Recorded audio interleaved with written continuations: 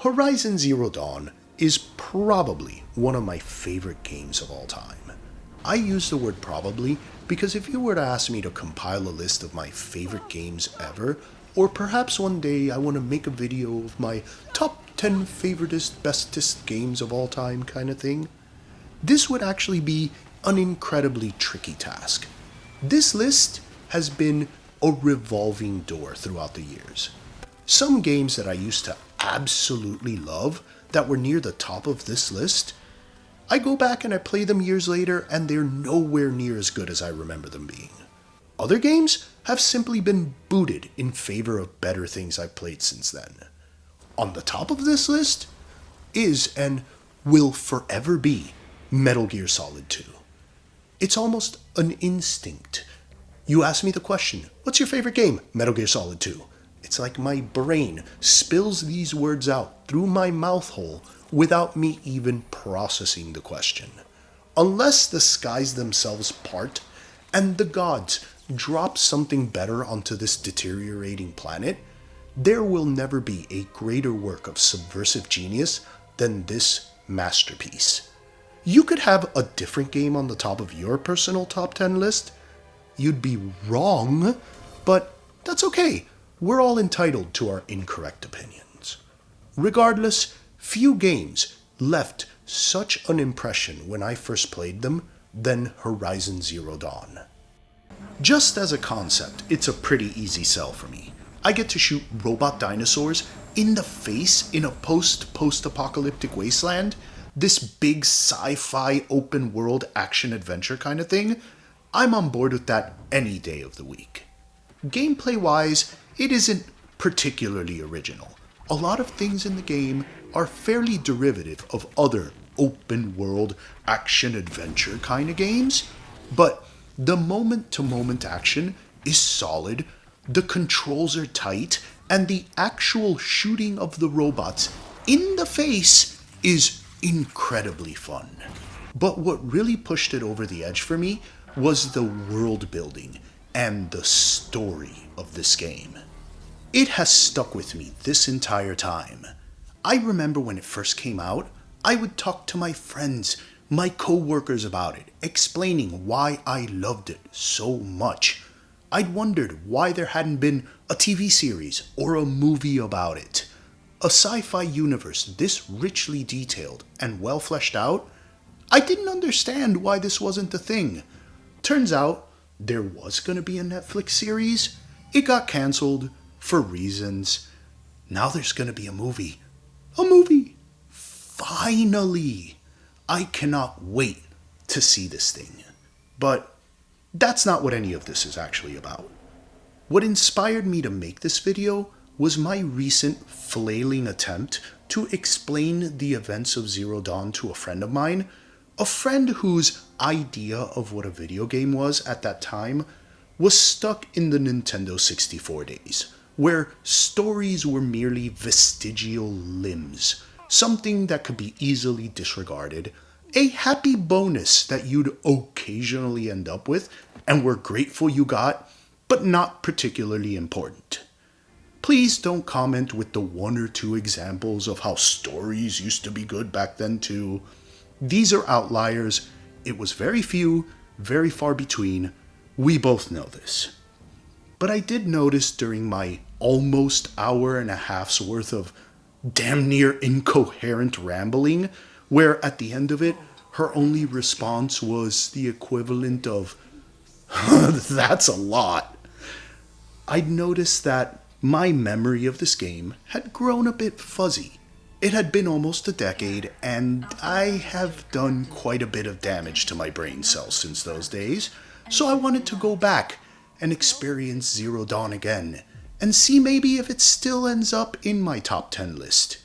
And it most certainly does. I played through it over the holiday season, and as I was playing it, my daughter decided she was going to get me Forbidden West for Christmas. This was so sweet of her. I was going to wait.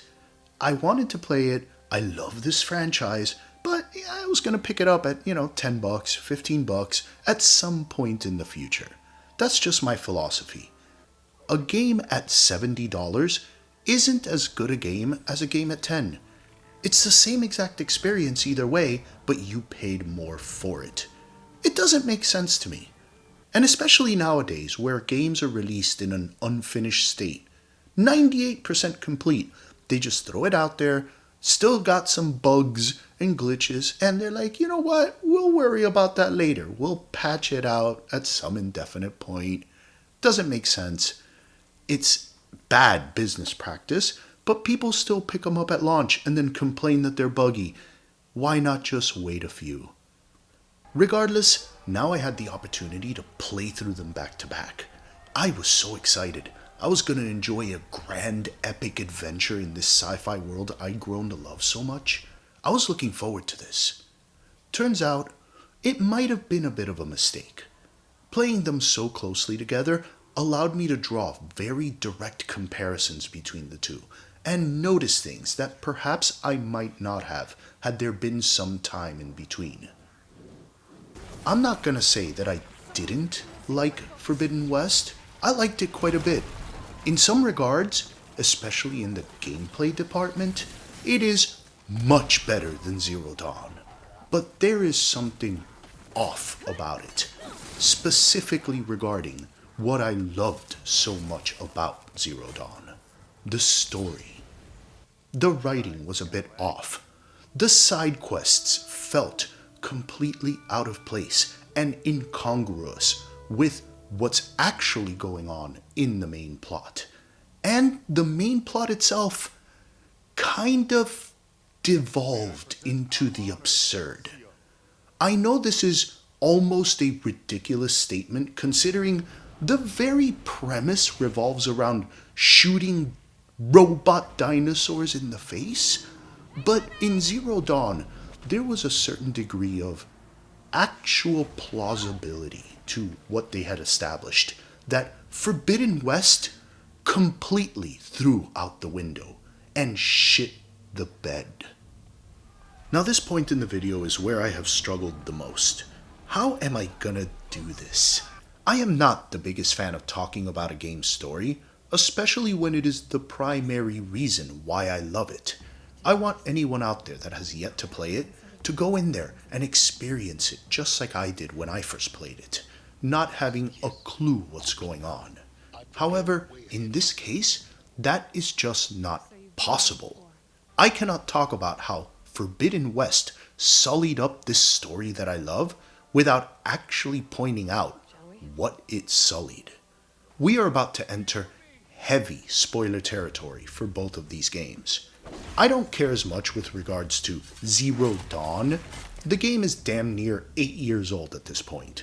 If you've yet to play it, if you don't know what's going on, I can reasonably assume you're not going to play it. You don't particularly care. Or you have played it and that's why you're here. That isn't the case with Forbidden West. It isn't that old. Many people out there may not have yet played it.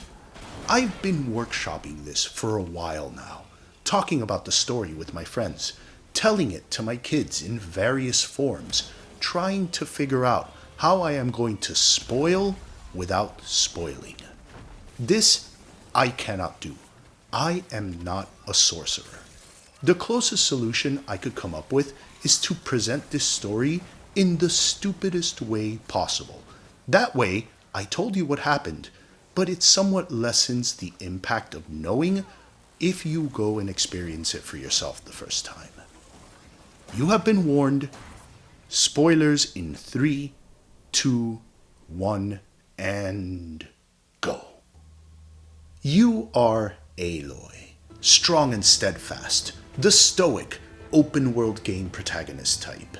But you weren't always this. You were once born evil demon baby, motherless, just popped up out of nowhere outside of a tribe's temple. The matriarchs of this tribe, they were not very happy with this. Apparently, evil demon babies are a bad thing. She has got to go. Cast her out, throw her in a river. We don't care. She has got to die. One matriarch, on the other hand, thought, you know what? I'm not really sure if killing babies is such a good idea. It just doesn't sit right with me. Why don't we do this instead? Let's hand her to one of our outcasts, We cast out people all the time. What's another one, right? Plus, he's also the strong and steadfast stoic type, so he would be perfect for raising an open world game protagonist. The years pass by. Aloy trains really hard to become really good at killing robot dinosaurs. She embarks on a journey to find out who she is. Perhaps find her mother.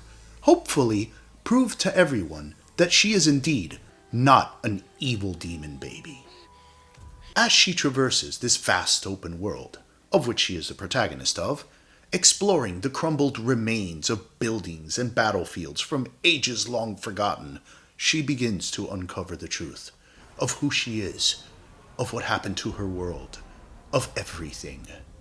Turns out, these ages long forgotten weren't forgotten at all.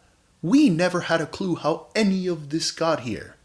The thing is, in the before times, circa about 10 years or so from where you and I currently stand, this thing called climate change kind of ruined everything.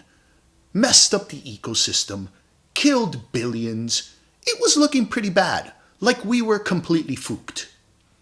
Enter the heroes of that story, Robot Lady and Business Dude. Robot Lady was kind of like a mega nerd, super genius prodigy type, really good at making robots. And with the help of Business Dude's money, they make these super awesome, friendly helper enviro robots that fix up what was going on with the planet and make everything better. Things were looking up, crisis averted, A-okay. We are gonna make it through this. These two become worldwide superstars. Everybody loves them. But Business Dude, he isn't too happy. He isn't happy having just made some of the money. That is ridiculous. He has to make all of the money. Every money. So after things improve, he decides to make his very own line of bestest ever, super awesome, killer death war robots. Top of the line stuff. Fully automated, able to self-replicate on the battlefield, capable of consuming biological matter as an emergency fuel source. Completely unhackable. The best of the best when it comes to killing stuff. He sells them to everybody. Every nation, every corporation. The whole world now uses his super awesome killer death robots. Because you can fix the planet problem, but you really can't fix the people problem. People suck. But he is ecstatic. He did it. He indeed did make all of the monies. Robot Lady, she's not very happy with this. She does not like it one bit. The thing is, she's not really into killing. It's not her thing. I'm not going to judge. To each their own. But she decides she's just going to fuck off, leave the corporation, and do her own thing. Soon enough, things are back to status quo. People keep peopling, Business Dude keeps businessing. Everything seems fine for the most part. Until this little glitch. One of his line of robots, I think it was owned by a corporation, I can't recall at this moment, stops responding to commands, goes rogue. No big deal. It just eats a school of dolphins, nothing his lawyers can't bury. But then more of them, and more stop responding, go rogue, become fully automated, start eating things. In an act of desperation, because he cannot figure out how to stop this, he turns to Robot Lady. And at this point, these two can't stand each other. She hates him, but he needs help. She looks at the situation and basically goes, okay, so you made them unhackable. Nice, good job. That was dumb. You're dumb. Guess what? We're all gonna die. All of us, everything on the planet is going to die. And there's nothing we could do to stop it. Not a damn thing, because you're dumb, and that was dumb. I do have an idea, though. One thing I could possibly come up with to maybe fix this situation. But you're not gonna like it. We've got like 15 months max, so I am gonna use all of your precious money to fund Project Zero Dawn, an AI construct whose sole purpose it is to undo the mess your stupid robots made when they decided to eat everyone and everything. Once we're all dead and gone, its various subroutines are gonna repair the atmosphere, clean up the waterways, reintroduce some flora and fauna, hopefully bring back people. Fingers crossed. I'm not sure this will work. I'm gonna need all the time I could get. We're gonna have to rally the forces, get every human being on the planet working together to fight these things off. They're gonna think this is some sort of super weapon. They can't know, because they'll lose hope, and I need all the time I could get. The only ones that know that we're all dead are you, me, and the few people that are part of this project. Let's hope this works. Luckily, it did. Years and years pass by, the AI does its thing, human beings are back. They're just chilling in their various tribes and civilizations, living in perfect harmony with these little robot animals that just roam the land, tending to it. Occasionally we hunt them, we like their body parts, we use them as jewelry and parts for clothing, we think they're shiny, they're pretty. We're stupid, we're humans, that's what we do. But for the most part, everything is copacetic. Until it isn't. A mysterious signal is sent out to one of the subroutines, the kill switch, whose purpose it is to undo the terraforming process in case something went wrong. A clean slate to start all over, making sure that the conditions are just right. And it starts to do what it's supposed to do. It starts trying to kill everything. Enter Aloy, who is in fact not an evil demon baby, but rather a clone of Robot Lady, made by AI right before she had to shut herself down, in an attempt to stop Killswitch from engaging, because AI is powerless to do so, and Robot Lady's unique genetic profile is the only one able to access certain areas required to do so. Aloy goes off on her adventure, and with the help of Toys R Me, not so likable rogue with his own agenda, proceed to try to stop Killswitch. Toys R Me accidentally helped Killswitch on his mission in his thirst for knowledge, not knowing what Killswitch was, and once he realized what was going on, he decides to help Aloy. But he has his own agenda. Horizon Zero Dawn happens, Aloy saves the day, Killswitch is disengaged. Or is it? Right at the end, you see that Killswitch was rerouted to Toys R Me, who is now holding it hostage. ... To be continued. Now this is a gross oversimplification of both the backstory and the events of Zero Dawn.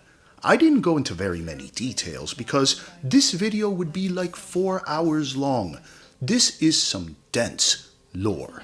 But it does establish a basic framework for me to be able to properly explain why I couldn't stand the direction Forbidden West took. This world is very well fleshed out. It establishes the events leading up to this great cataclysm, explains the potential solution.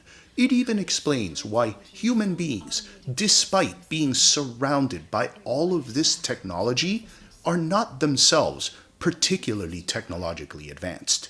There is an internal logic to all of it, a reasonable plausibility that doesn't require very much suspension of disbelief on my part to fully buy into it without calling bullshit on almost any of it.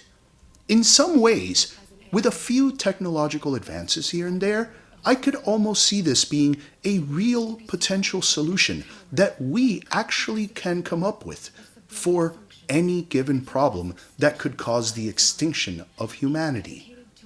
Despite the ridiculous premise, they somehow managed to explain it in a way that is realistic.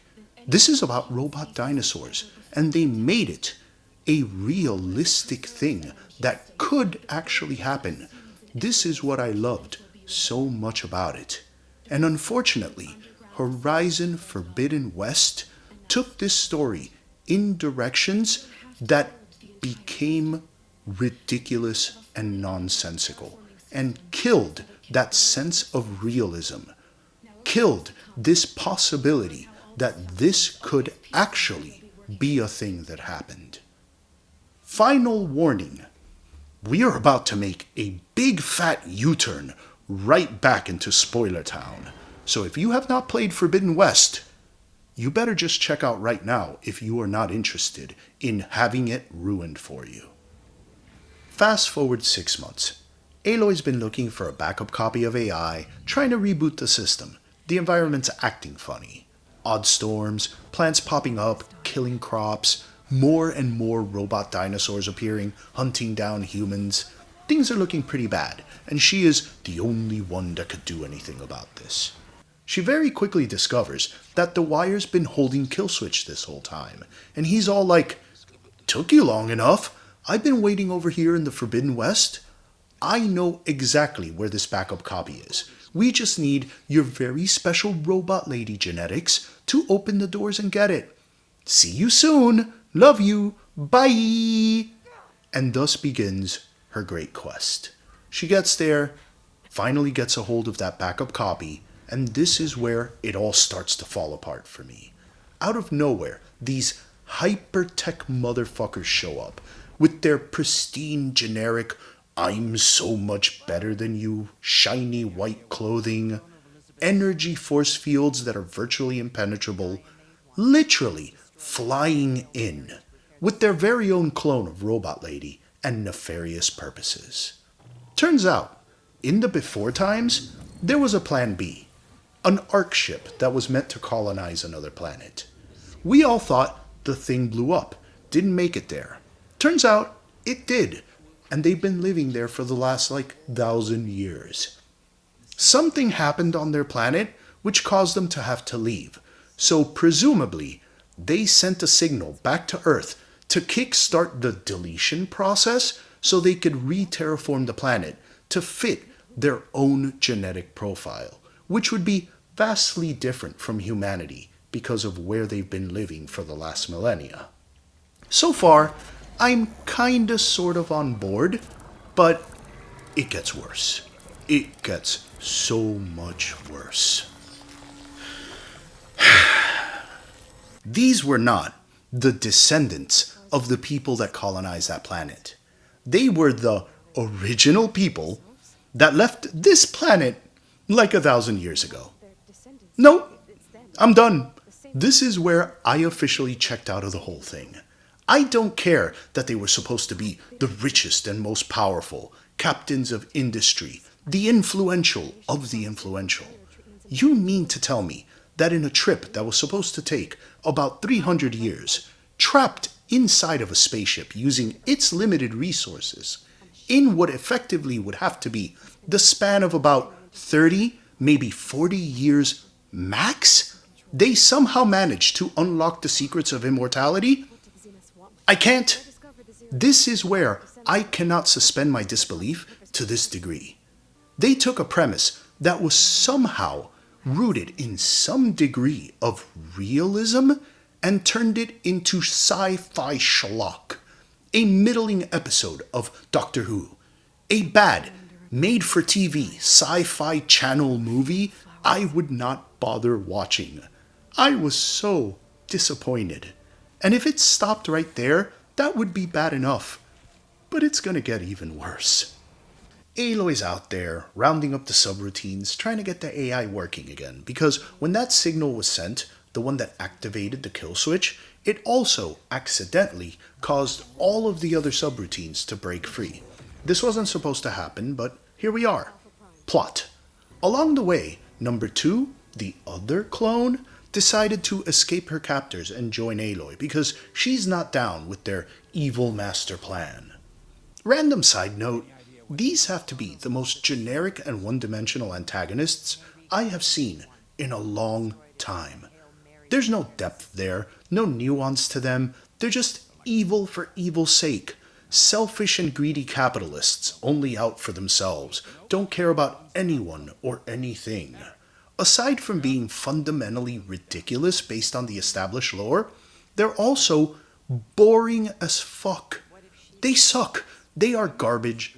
I hate them, and I don't want to keep talking about them because the more I do, the more annoyed I get that they even exist. So let's move on. Aloy and friends are about to round up the Builder, the subroutine in charge of actually making the robots. When it broke free and noticed that human beings have been killing its precious babies, it got all butthurt and decided to make killer robots to kill the humans that have been killing his robots. We rounded up, saved the day, and in fly the hypertechs to ruin everything. They steal the AI, they recapture number 2, and just when they're about to kill Aloy, one of their own betrays them and saves her at the last second. The reason being, back in the old days, she used to be Robot Lady's girlfriend, and upon seeing Aloy, she's reminded of that love and doesn't want to see this beautiful thing that Robot Lady sacrificed herself for be destroyed, so she'd rather help Aloy instead. Aloy comes up with a plan to undermine Charon's little scheme to unite the tribes and build an army to raid the hypertech base, forcing him to join her. Together, the whole gang raids the base, all the hypertechs are killed, and the day is saved. But here is where we find out the truth. Enter twist 1. The hypertechs weren't actually trying to terraform this planet, they were trying to leave, take the AI, and go somewhere else. Anywhere else. They're running away from this monster of their creation. Some sort of amorphous mass of malice, anger, and hatred made from their collective consciousnesses. A failed experiment, just cast aside, left to fester until it became sentient. Something analogous to Am from I Have No Mouth and I Must Scream, whose sole purpose is now to utterly destroy them, no matter where they go. It was the thing that destroyed the planet. It was the thing that sent the signal to this planet, trying to destroy it before they get here. It is on its way to Earth, ready to wreak havoc. This, on its own, actually doesn't sound too bad. I'm into that. But it's the second twist that sprayed diarrhea everywhere and officially made me hate all of it. Hypertech Lady had her own little agenda. After seeing Aloy, it rekindled her love for Robot Lady, so she devised a plan to kill the other hypertechs so her and Aloy can leave somewhere else, terraform another planet together so they could live happily ever after, forever and ever, in love for eternity. No. No, no, no. This is dumb. And I absolutely hated it. Of course, the whole game ends in another cliffhanger. Am is on the way, and Aloy and crew must try to save the day once more. But I have officially checked out.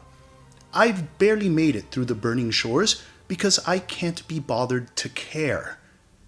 I hope that me giving this brief synopsis of both games helped you understand why I couldn't stand the direction they took with this. Hopefully. I don't know. Maybe some of you out there heard what I had to say and it actually sounded pretty cool to you and you want to play it. Good. Great.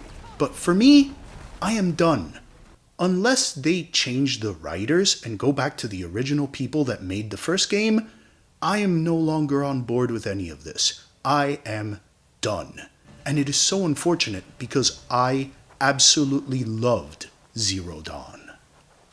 This was my primary issue with Forbidden West, but there's other things. Little things that I'd say are negligible for the most part, but since we're already here, might as well talk about some of them. The writing felt off. Characters were a little jokier, more sarcastic. The whole thing felt quippier, as if it caught Joss Whedon disease. Zero Dawn was not like this. There was a far more serious tone to the whole thing. Maybe this is just me, maybe it's not a big deal, I just didn't like it. Whatever, let's move on. Then there's the fact that Aloy is a complete idiot. And apparently, the game itself thinks we're idiots as well. Aloy, fully knowing she's the only person able to save the world, literally, genetically, the only person capable of solving this problem, constantly puts herself in danger, constantly rejects her friend's offer for help, blows shit up, launching herself like 50 feet. She could catch a piece of shrapnel. She's dead. We're all toast. The Earth is ruined. Yet she keeps doing it. Technically, she's not the only person able to save the world anymore. There is number 2. Actually, you know what? This might be a good idea. Part 3, little twist, Aloy dies and number 2 replaces her as the new Aloy. I could get into this. This might actually bring me on board. But Aloy? She doesn't know any of this, not for the great majority of the game, yet she keeps on doing dumb shit. Then there's the internal monologue problem. You're looking at some environmental puzzle, and before you even have a chance to study it, Aloy mumbles to herself the solution. It's almost as if the developers didn't have enough confidence that we were able to figure any of this out on our own, ruining any opportunity to get a sense of joy from discovery. I absolutely hated this. I kept looking through the options screen, hoping there was some sort of slider to shut her up just a little bit. Zero Dawn was like this too. She wouldn't shut up then either, but now it's so much worse. Then there's this thing. I like to call it open world quest syndrome.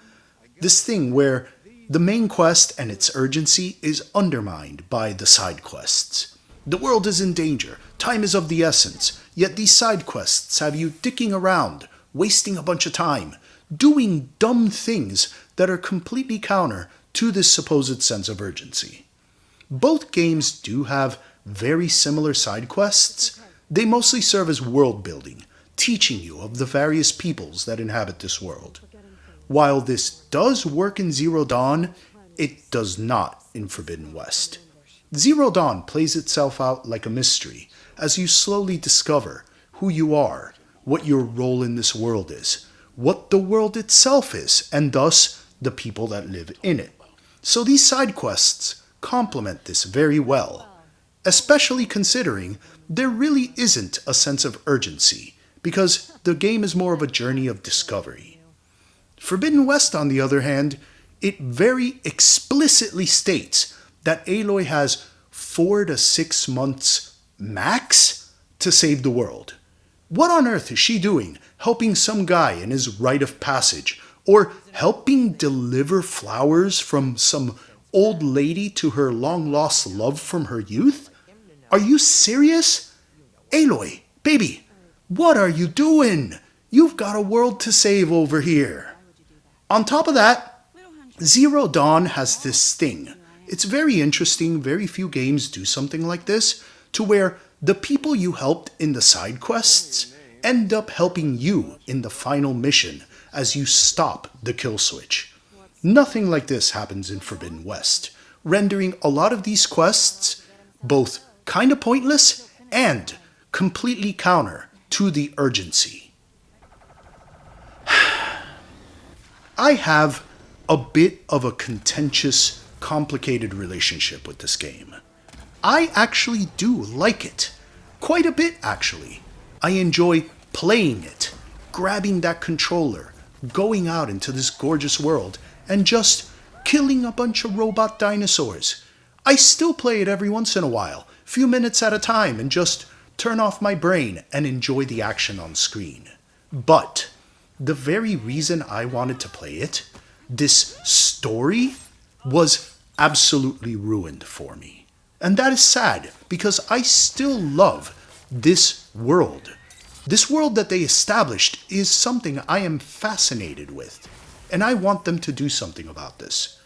Guerrilla, please, hire the original writers of Zero Dawn to fix this problem, because these new people that you got completely dropped the ball. and I would love to love this all over again. But at this point, I can't even bring myself to finish the DLC. That is how bad it's gotten.